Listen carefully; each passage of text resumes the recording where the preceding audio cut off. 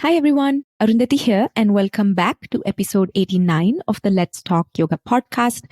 I took a small break last week and didn't drop an episode because I just launched my Teaching Yoga to Beginners course and just needed a little bit of time to focus on that.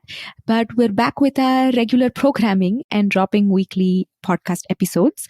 On the show today, I have Indu Arora, who is back for the fourth time. Honestly, I've stopped counting at this point.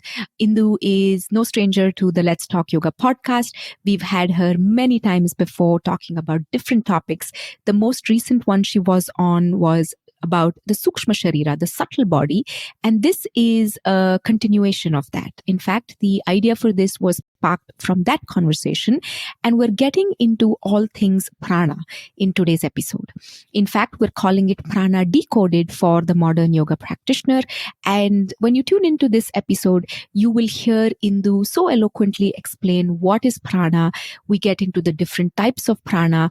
We talk about how to assess one's prana.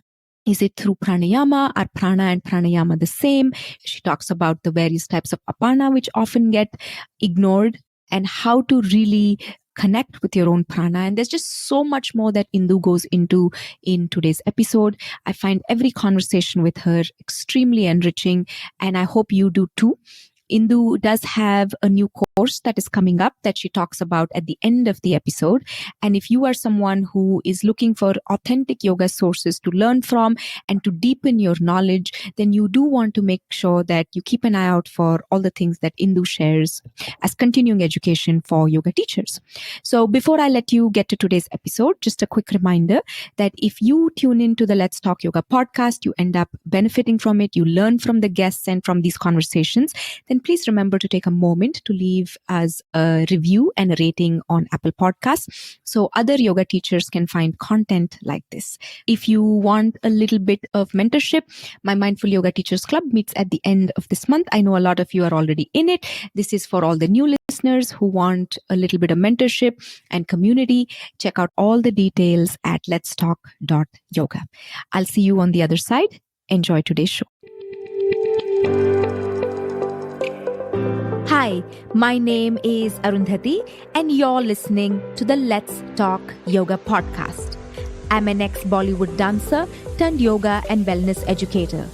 I've built a six-figure business as an immigrant, woman of color yoga teacher with no business background, no handstands, pure instinct, and the free information found on Google. If you love doing yoga and you dream of teaching it someday, this podcast is for you. We go over everything from doing and teaching yoga to scaling a small business, living a modern yoga lifestyle, and so much more. You'll find interesting, fun, raw conversations along with some tips, tricks, strategies, and insights in this podcast.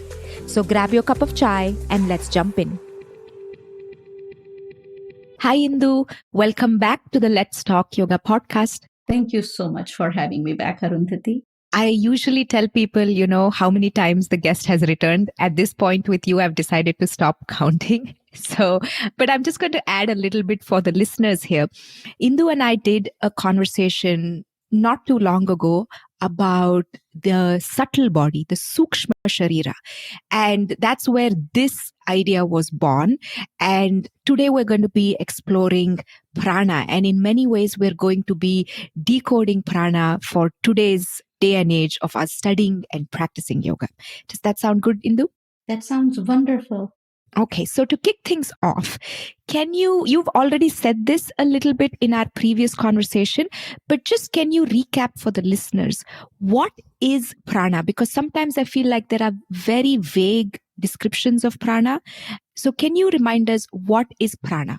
Absolutely. And I think it's such an important point to think about and to mull over. What is the meaning of the word? Because often what we think about and connect with are definitions and synonyms. Mm-hmm. For example, prana is called life force, or prana is called breath, or prana is called movement at times. But let's, as you mentioned, prana decoded. Let's decode the word. Mm-hmm. The word prana is made up of two parts. The first part is pra, and the second part is ana. The first part, pra, means primary, innate, basic, foundational, primordial, the very first. That is what pra means. Mhm. Prana comes from anu, and anu means the tiniest, smallest unit of energy. In this case, we'll call it atom or subatomic particle. So if we add these things together, then it means it is the first primary, foundational, basic unit of energy or tiniest unit of energy that keeps one alive, throbbing, living. Mhm. Mhm. So, is it significant at this point in the conversation to talk about when did prana first appear in the scriptures or in yoga? Like how ancient, like how far back can we track this? Well, we can track it back to Vedic scriptures. And Mm-hmm. scriptures, there is Atharva Veda. And Atharva Veda, the second part of the word, see, I'm a word geek, so I like to understand words because I Mm-hmm. feel so much. So atharva, the secondary part of the word atharva is thar, and thar means vibration. The text which primarily deals with vibration, with the spandan, with pulsation. And in the Atharva Veda, in the 11th section and fourth part, fourth hymn, it talks about 20 plus verses on prana.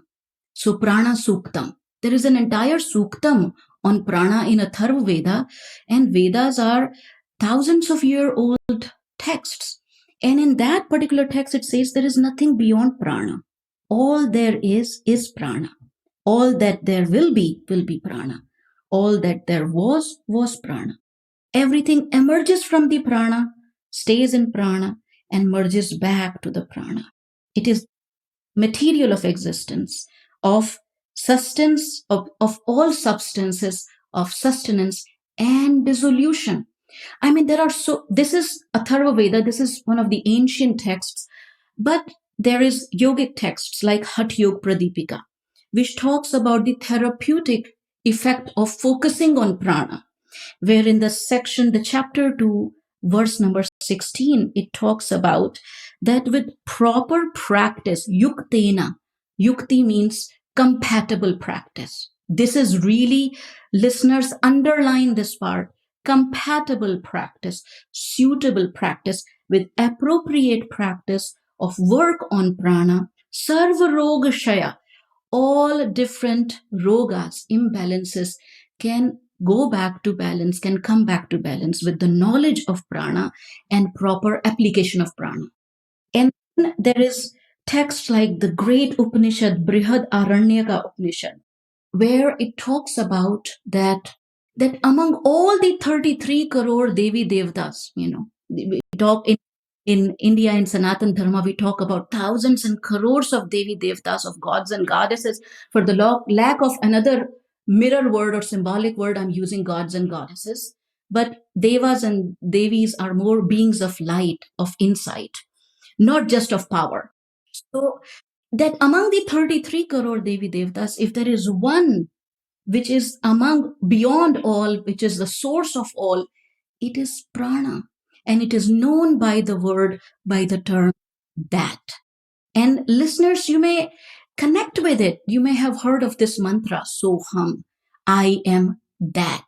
So here, that is prana, which leads us to the ultimate state of realization, which can be called Brahman if we go through the Vedic, context, which can be called Kaivalya if I look through Patanjali Yoga Sutra, or can be called Samavesha if we look through the Tantra. So, I mean, there are so many references, Arundhati.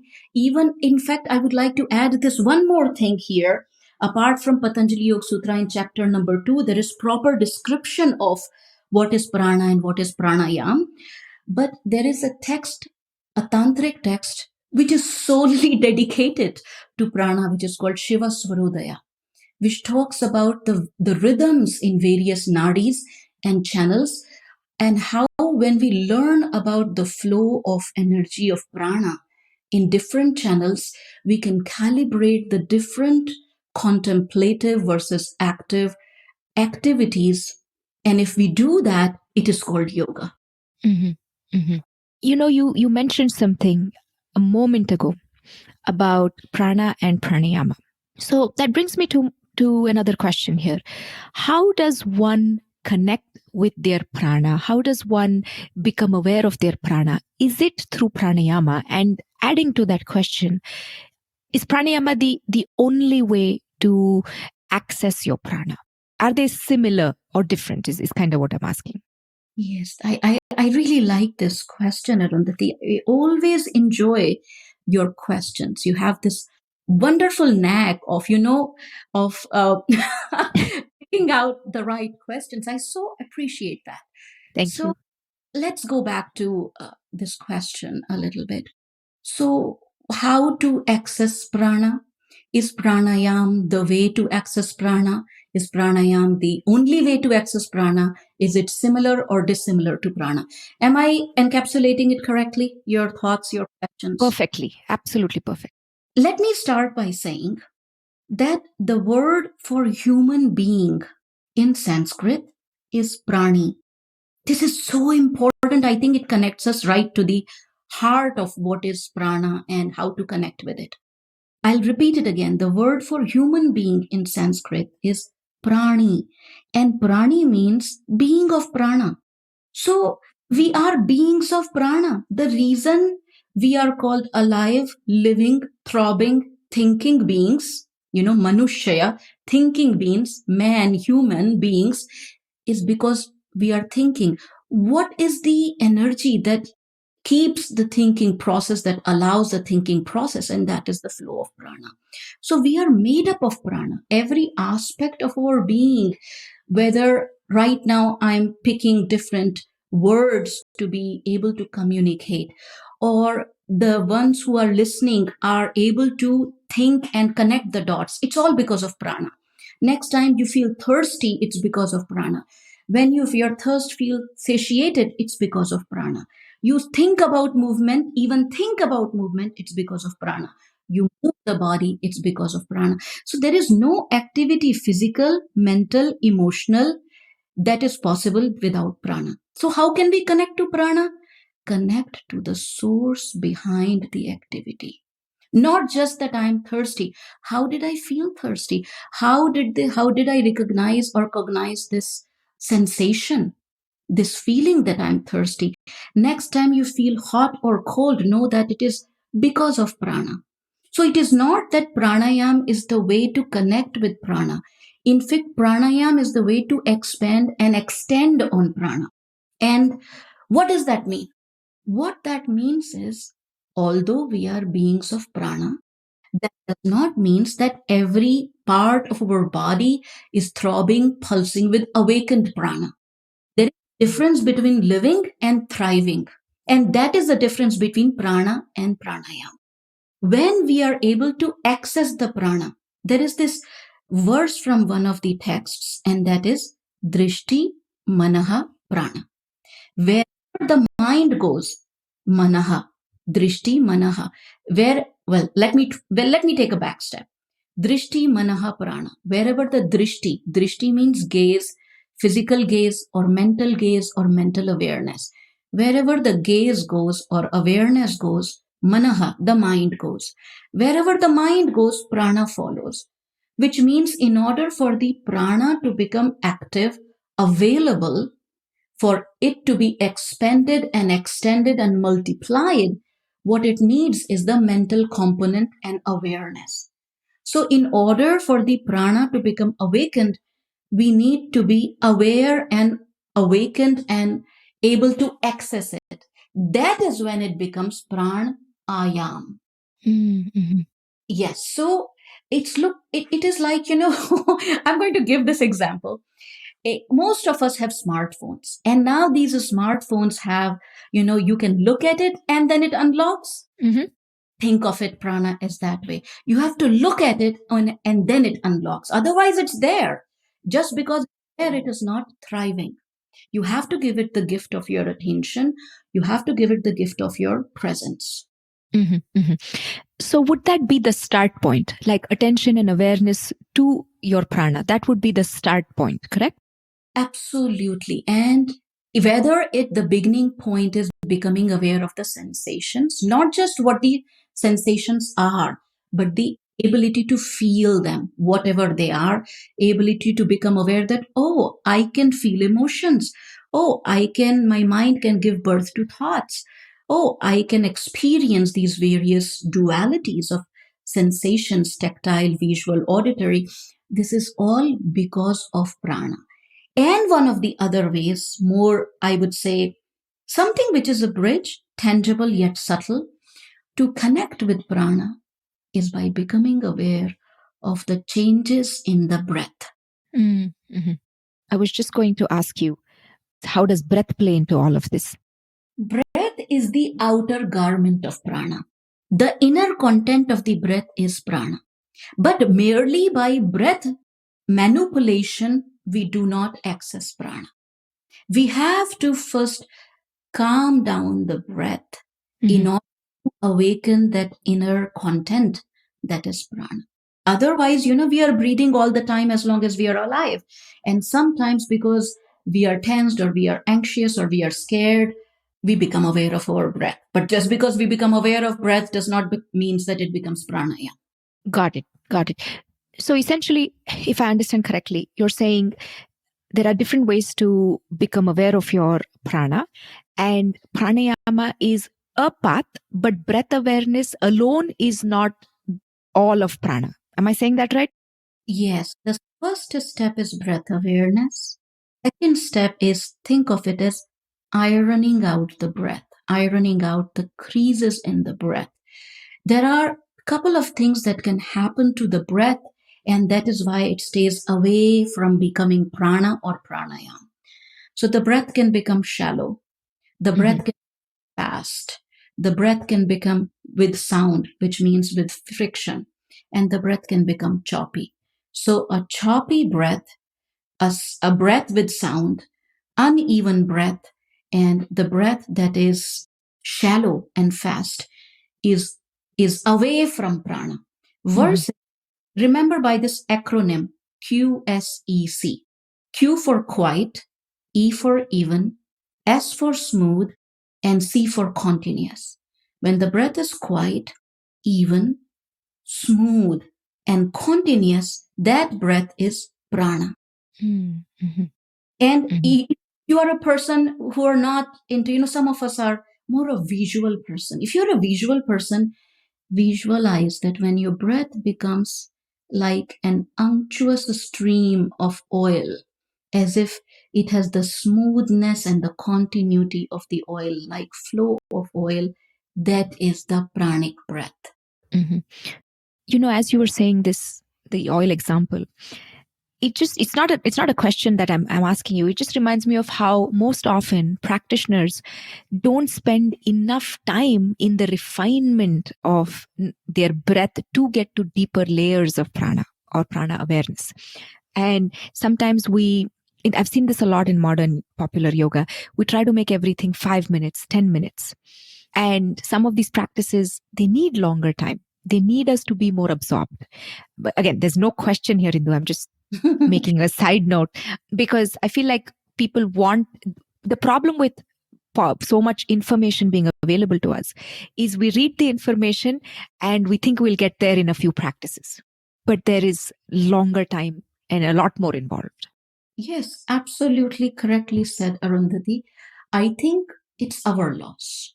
The loss, not anyone else's. If we are not able to give importance to the right thing using our discernment, the loss is ours. We are slowing down our own journey. We are creating gaps in our own path. So sooner or later, we will have to come back. Wherever you're going to leave loophole, wherever you're going to think that I can jump this hoop and I can fast forward, we are only creating more reasons for us to come back and fill those gaps. So it's today or tomorrow. That is a question. In my limited understanding, the path of yoga is a foolproof path. Neither you can fast forward it, nor you can slow it down consciously, even if you want to. It the when the physical body, the pranic body, the mental body, the karmic body all move together with awareness. Mm-hmm. Mm-hmm.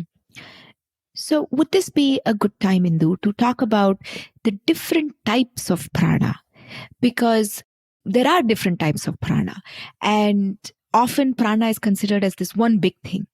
But would it be a good time now to go into the different types and their roles and why they're significant? Absolutely. I think it just falls in the right place. So, asking you, where would you like to start? Would you like to start with prana itself, or do you want to take prana and apana together? My preference would be to take prana and apana together, because I don't think you can separate them. Mm-hmm. Mm-hmm.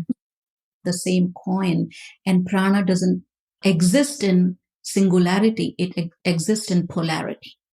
And the other side of it is apana. There is no prana without apana. So let's talk about it. The umbrella term. Yes, absolutely. There is an umbrella term that is prana. Mm-hmm. And that prana overall is the prana that keeps us alive, thinking, feeling beings. But inside this being, inside this body, there are multiple processes that are happening. There is a process that is thinking, memorizing, recalling. There is a process that is speech, expression. There is a process that is breathing, circulation. There is a process that is movement. There is a process that is digestion. There is a process that is elimination. So think of it as there is one electricity, but the same electricity switches on the light and switches on the thermostat and switches on the stove. So the same electricity can become heat or cooling or movement of the fan or the light itself. So how the same electricity does so many functions? So prana is that electricity in the body that animates all different organ systems. Keeping that in mind, there are actually 12 different pranas, but to keep it simple, I'll talk about 5 main and 5 sub pranas or minor pranas. There are 5 main such activities or animations that are going on in our body. One animation is that the reason we are alive, the heartbeat, the breathing.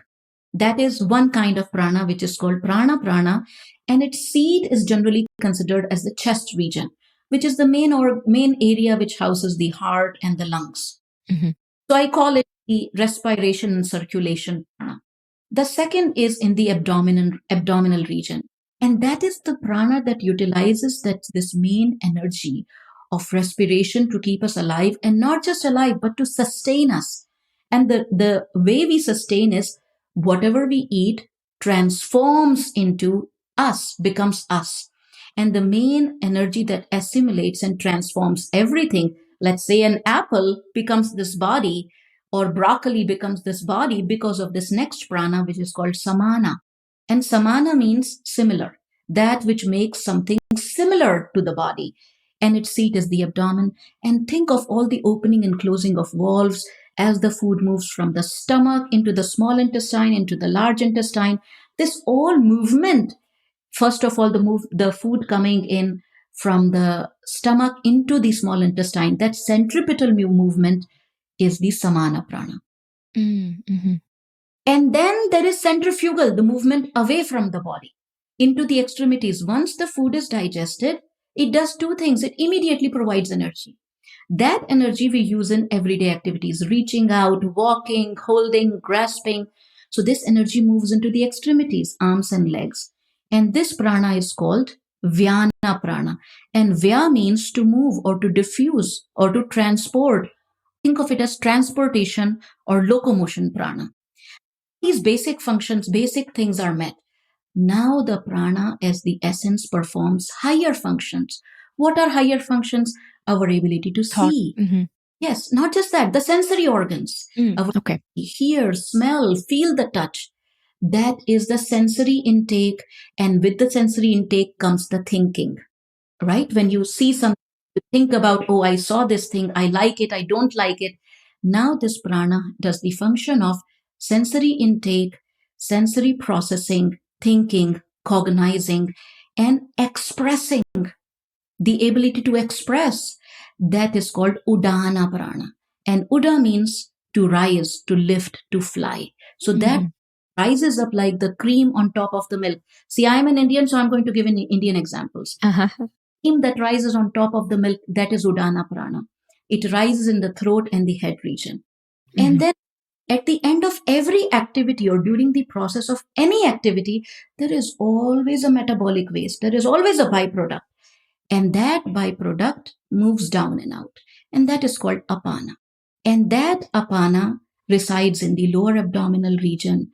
And its main function is defecation, urination, mensuration, release of reproductive fluids, libido. All these things are related to apana prana. But it doesn't stop here. This is where I feel that most of the thinking about prana, if at all it goes beyond prana and not get misread as just breathing exercises, it goes maybe into knowledge about 5 pranas. And 5 pranas as understood as 5 locations. But it's beyond 5 locations. It's about part of each activity. And what is not focused upon is apana. The apana further breaks down into 5 kinds of apana. And that 5 apanas are more important than prana. Oh, is it? It is. Think about it. If prana means that fills you up, right? Now, how will you fill a container if it is already filled? You'll have to empty something. You have to empty it in order to be filled. So think about all the emptying activities in the body. Think about it for a moment. Arundhati, the listeners, think about what are the emptying activities. Generally, the first thing that comes to mind is defecation. Elimination, yes. Elimination. But what we don't think about is blinking, coughing, hiccups, yawning, sleep. We don't think about these things as the letting go practices or the letting go. How is this happening? How does it happen? How do we cough? How does the urge of coughing arise? There is something that feels stuck right in the chest, in the lungs. So automatically, what does the body do? It has this natural urge to let go, cough. If there is some kind of congestion in the nostril, something irritating in the nasal region, what's the natural response? Sneeze it out. What if something is not digested? We vomit it out. What if some particle goes into the eyes? We blink. So here is what I will say. And what my teacher said, I'm going to repeat it. And it really made a dent in my mind and created a huge shift in my understanding about pranayam. This is apanayam is pranayam. The more you let go, the more you create space for more. So focus on letting go. We think we are a culture, Arundhati, of holding back. Yes. I mean, of course, we also let go a lot of things, but at times, anyways, I'm going to not talk about this. I'm going to talk about this. How many times, my dear listeners, you hold a sneeze, hold a cough, postpone or suppress the urge for urination, defecation, passing gas, belching. How many times do we suppress these natural urges? So true. All in the name of that it is not civil, right? That yes. And most of them are followed by excuse me and sorry. And we don't realize these are natural urges. If someone is not having these urges, there is a problem. Having them is not a problem. Not expressing them creates problems. Until and unless we allow ayam means expansion, allowing, letting go, multiplication. Now, I'm not saying take something to do more of it, but allow these natural urges. And that is what these 5 apanas are. Kurma, Krikkar, Devdat, Dhananjaya, these Naga, these are the 5 apanas that I think here is what happened, Arundhati. The branding of these 5 apanas is not good. True. And I actually know them. I didn't know them as apana. I just knew them as 5 sub-pranas. Yeah, they are apanas. Think of it. All these are letting go activities. These are release activities. And when the body releases something, and prana is related more to the subtle body, which means the body that is the nadis, the channels. So when we let go, when we allow, think about not just these. When we feel the urge to cry, when we cry, when we feel when we laugh. I'm not just talking about physical activities. I'm also talking about emotional expressions. How many times we suppress that? When we feel like doing ha ha ha and it becomes he he he. You know how so true. We cover the mouth and we suppress because we feel it's awkward, the sound of laughter. How many times we close our mouth, and even though we feel like crying wholeheartedly, we transform it into a sob. Mm-hmm. So this is all apana. And when we suppress apana, what does it blocks? The prana channels. So when it blocks prana channels, well, what will it affect eventually? It will affect the main animation of the digestive system or excretory system or reproductive Mm-hmm. or circulatory system. It will show somewhere. Mm-hmm. I think of it as like if a roadblock. If one lane is closed or two lanes are closed, everything else is going to get clogged. Absolutely. That's how Eventually I see it. affect the whole body. It will affect the rhythm of the entire body. And what is the rhythm regulator of the body? The prana. Mm-hmm. Mm-hmm. But what regulates prana? Apana. This is important. So, question for you here is, so if someone is trying to maintain healthy prana, if I understand correctly, and please correct me if I'm wrong, is you're saying focus on making sure your apana is functioning really well. That's part one. So, what are some of the practices that you recommend for healthy functioning of prana and apana? Or you can tweak the question in any way that you feel is suitable. I think one is normalize. I'm talking because I feel most of the listeners are yoga practitioners. Mm-hmm. Normalize these natural urges in the classroom. Suggest that if you feel the need to urinate, you need to use a restroom, excuse yourself quietly. Say it. Don't assume that everyone, because people feel embarrassed. Yes, so true. That if you are in shavasana and you cough, you don't have to leave the room. Let everyone else's mind feel be strong enough to be okay with the sound of a cough Yes. or Mm-hmm. sneeze. Mm-hmm. Do not suppress that cough or sneeze. Do not suppress that belching. It's normal. It's human. That is one. Second, focus on exhalation, emptying. The body knows how to inhale. Focus on exhalation. Even in Patanjali Yoga Sutras, it talks about exhalation as the gateway to pranayama. Even one more mention that is there in Patanjali Yoga Sutra is of different ways to go into that contained state of mind, which is called dharana, concentration. And one of the methods that is mentioned there is focus on exhalation. So focus on gentle, quiet exhalation through the nostril, through the mouth, and automatically you're going to create passage for prana. Mm-hmm. But apart from that, these may seem very, very simple, basic things, but clean your tongue. If appropriate for you, this is underlined. If appropriate for you, do nasal cleansing, which is called Mm-hmm. Make sure your bowel movements are regular. So, apart from these natural urges of coughing, belching, pay attention to this too. Scrub your body, like, keep the cells healthy and allow this letting go. But I think a lot of time the way we approach pranayam is directly focusing on techniques. That okay, if I want to work on prana, then I should do pranayam. If I have to do pranayam, then I need to do anulom vilom, bhastrika, ujjayi, bhramari, and so on and so forth. And then what happens is we do a few rounds of anulom vilom, or we do few rounds of bhastrika, or we do 45 minutes of ujjayi, depending upon the class we are in. And we think I've done my pranayam. No, the pranayam is not that. Pranayam is a result of these techniques. So by these techniques, think about it. You brought all the ingredients. You wanted to prepare a meal. You went to the grocery store. You bought the ingredients. You have the recipe in front of you. You took time to prepare that recipe. You plated it, and now you left the room. You did not even enjoy it. Mm-hmm. This is what we do with pranayam. We think that technique is equal to pranayam. The consequence of the application of technique is pranayam. These techniques are nothing but erasers. Think about it. In Anulom Vilom, we erase the tension at the level of the right nostril. In Bhramari, we erase the tension at the level of thought, thinking, emotions, and between the eyebrows. In Ujjayi, at the level of throat. In Trika, at the level of chest and lungs. in Shitali and Sitkari at the level of lips. So these are the entry points of prana. And we are removing friction from these places by doing these practices. Now at least enjoy. See what is the consequence. What is the result? Stay with it. Savor it. Don't rush and run and think that just because you did technique and these many times, it's over.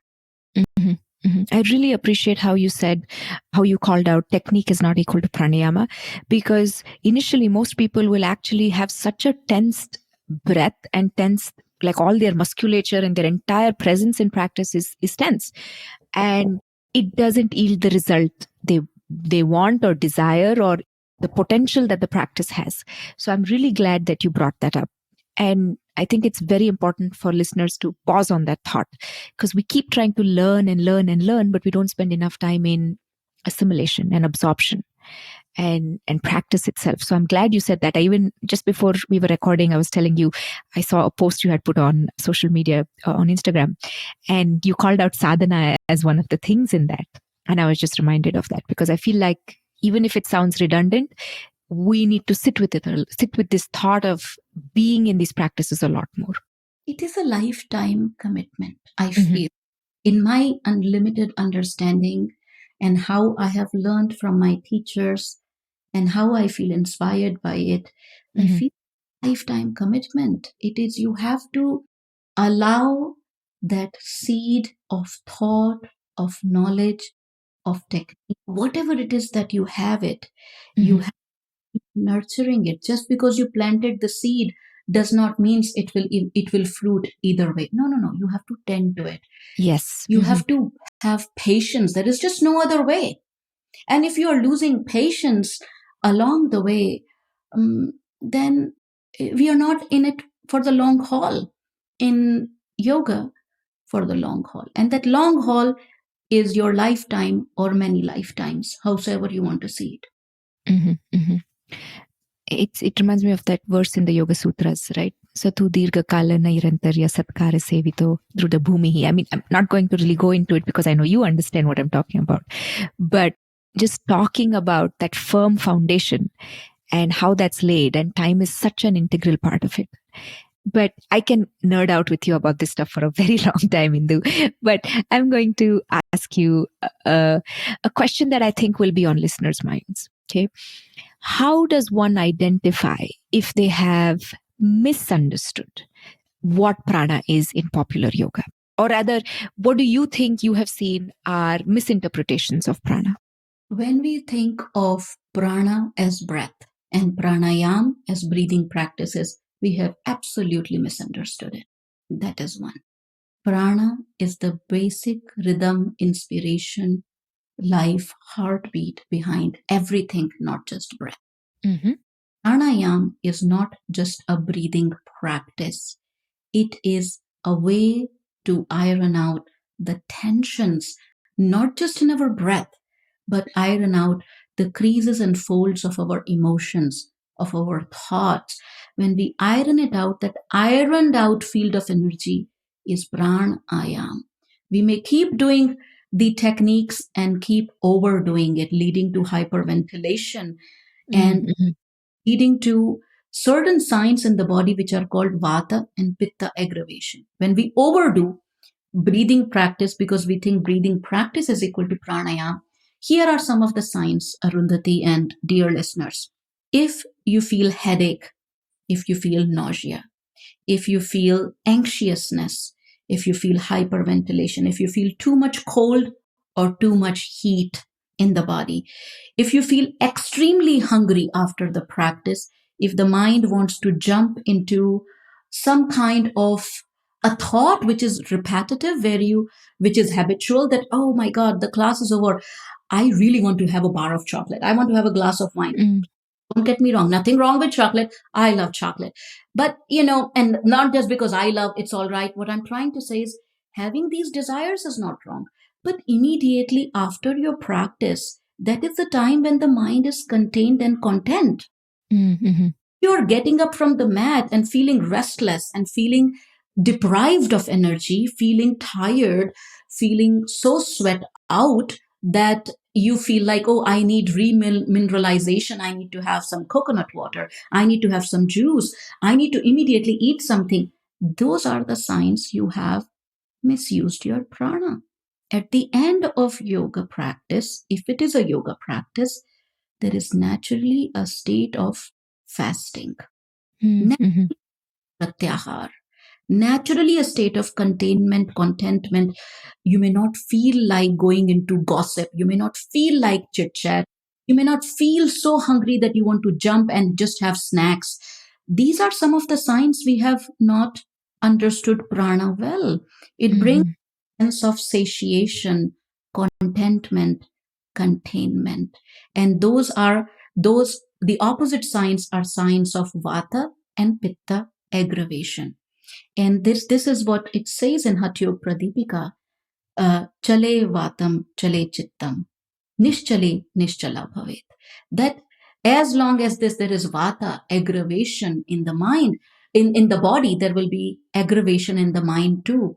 But once this vata calms down and transforms into prana, the Mm-hmm. mind stills. So pranayam naturally paves the pathway for pratyahar. So if your Mm-hmm. has become pranayam, automatically there will be urge for pratyahar. That is one. Second thing is learn about these practices from a practitioner, not from a book, not from a video. Yes. Those can be supplementary, but they Mm-hmm. can be primary source. Learn from someone who has studied, applied, understood, because the way they are written, these things are written in books, is is still coded no matter how deep Yes. Mm-hmm. it is. Mm-hmm. And there is a value in learning from someone who has walked the path. Mm-hmm. So learn it from someone and do your due diligence whom you are studying from. I cannot highlight this enough. Do your due diligence. What are your sources? And then apply. This is not, yoga is not fast food. You get it from everywhere. Even though it may be sold as yoga, it is not available everywhere. Mm-hmm.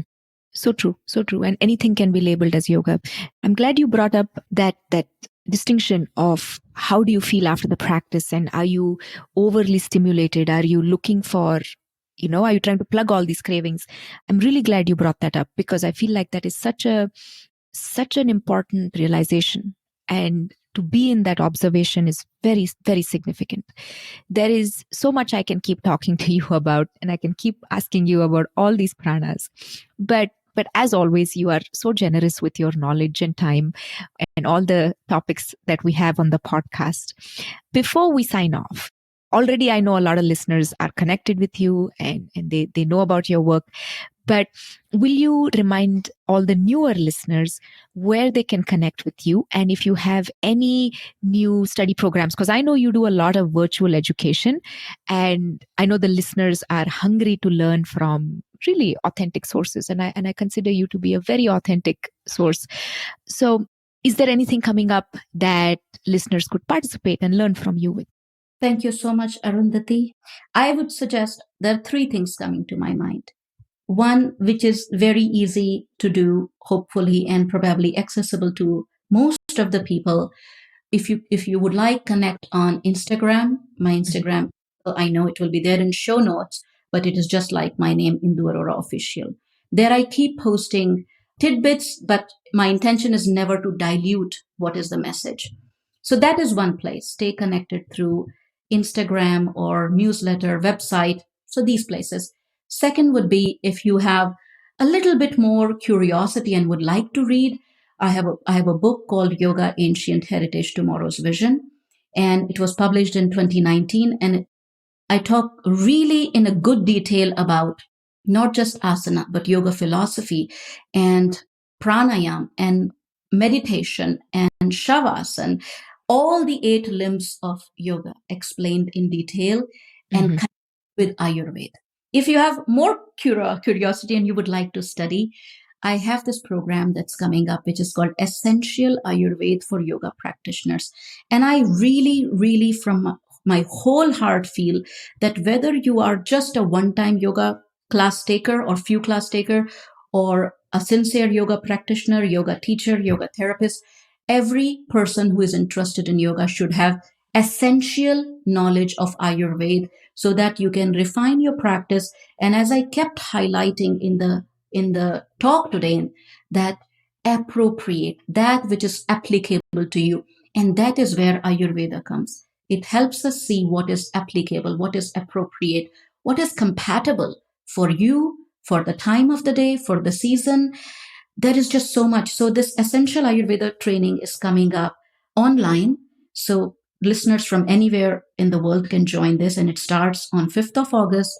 And right now, there is early bird going on until July 4th. So I hope you will take advantage of it. The details of it are on my website. It is a course that I have planned with last 20 years of experience, separating what is way too advanced and therefore cannot be used by everyone in Ayurveda, and what are the basic aspects which are often diluted, isolated, and misinterpreted. Mm-hmm. Just you'll think everything that you will learn, you will use, I promise. Mm-hmm. Mm-hmm. And as someone who has studied with you in the past, I can vouch for the sheer quality of what you do, and that book that you have written should be on every teacher training reading list and should be core curriculum, because I think it is beautifully written and it is so well organized. Indu, thank you so much. I will end here by saying, I will ask you to come back very soon. I already know what I want to ask you for the next conversation, but I'm going to hold on for a few weeks before I ask you. But as always, thank you so much for coming and sharing your wisdom and helping the listeners and me learn yoga in a more thoughtful way, and keeping the roots of yoga and being authentic. And your voice and your wisdom is so much needed in this yoga world. Thank you so much. Thank you so much, Arundhati. It is my pleasure. As always, thanks for listening. If you found this conversation helpful, please remember to screenshot it and tag Indu and me on Instagram. Tell us what you enjoyed. Tell us your takeaways. Share this episode with at least 1 or 2 yoga friends so we can make quality yoga education accessible to everyone. I'll see you next week with a brand new episode. Until then, take care. Bye-bye.